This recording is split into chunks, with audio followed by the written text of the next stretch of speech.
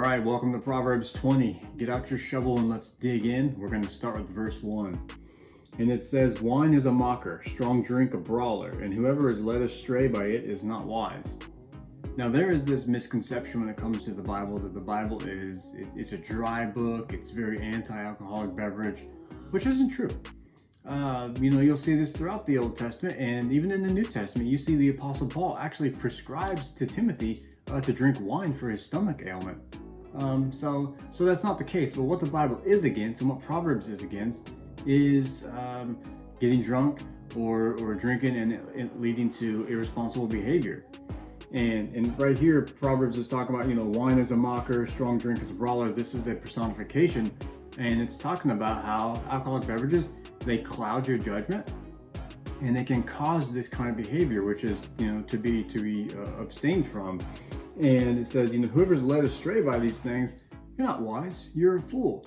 And so the idea here is to be smart. If you're having a social drink, that's okay. Should you be around, sitting around getting drunk? No. And Proverbs actually later on go ahead and talk about how there are some people that should actually refrain from alcoholic beverages altogether. And it's really talking about kings.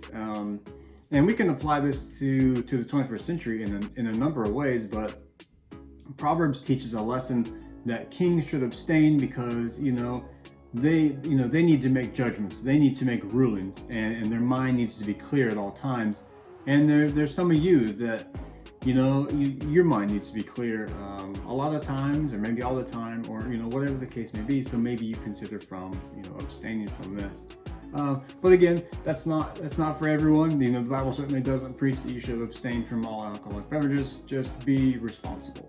Okay, let's look at another one. Verse 4. It says, "The sluggard does not plow in the autumn. He will seek at harvest and have nothing." Some translations may say winter there, but really what this is looking at is from October to March, kind of this preparation season. And you should be plowing your field, getting it ready for the next year, for the next planting season. And Proverbs is saying here, the sluggard, they're not doing this. They know that they're going to be planting next season, but they're not plowing their fields now, getting their fields ready. And this has a lot of application to us in the modern day, whether you're a farmer or not. Because, even in your life, in your work, in your ministry, whatever the case may be, there are ways to prepare yourself, or there are ways to set yourself up for success. And the wise person understands this and does these things. It's kind of like, taking the last few, minutes, the last 30 minutes, 10 minutes of your day, and just prepping yourself for tomorrow so that you're ready to go when tomorrow comes. And so the wise person does that, but the fool doesn't do that. So if you don't do that, maybe consider doing that. It would be a good habit to be in, perhaps a New Year's resolution that you could adopt. Let's look at another one. It says, number 7, it says, "The righteous who walks in his integrity, blessed are his children after him." And there's a lot of truth to this. So if you consider for a moment, the sins of the parents are often hit the children the hardest, right? So maybe I should put it this way. So it's often the children that have to pay for the sins of the parents. And consider a case of adultery where one partner commits adultery and splits up the marriage and really kind of just tears apart the family. So the children go from kind of a stable nuclear home, mother, father, and then it kind of gets split up, and then they're only seeing the other parent every so often.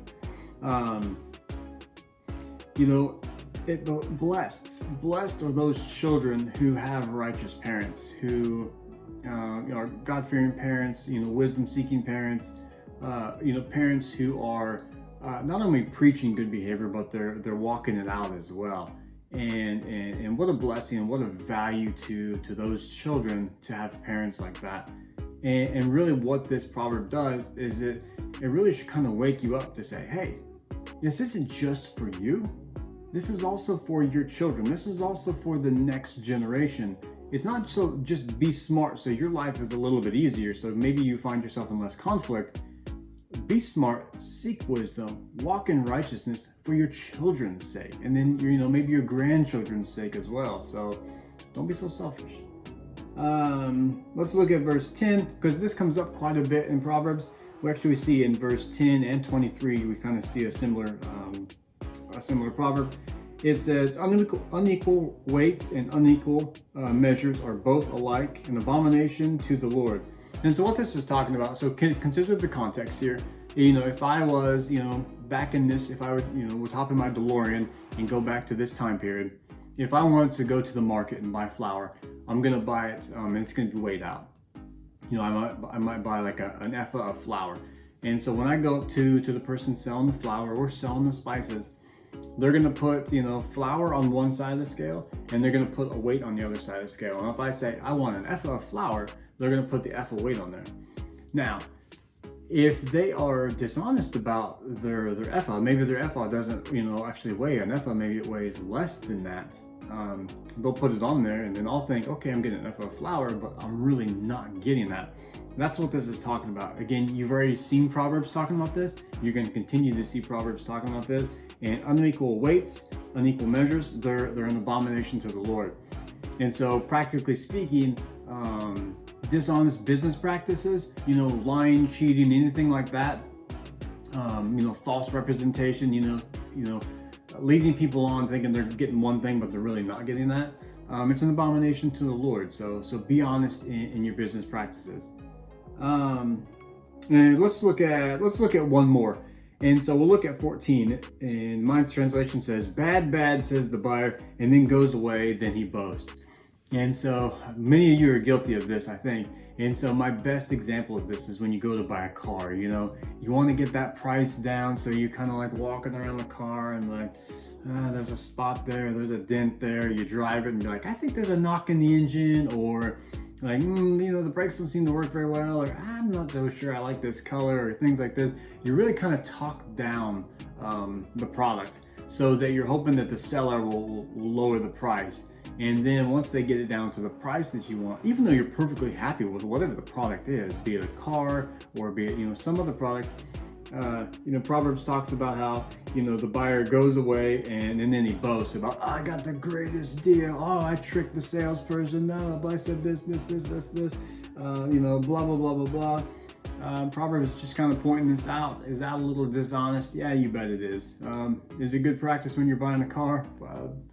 I'll leave it up to you to decide, but read Proverbs and see where you feel convicted. Proverbs 20. I hope you enjoyed it. We'll see you in the next video.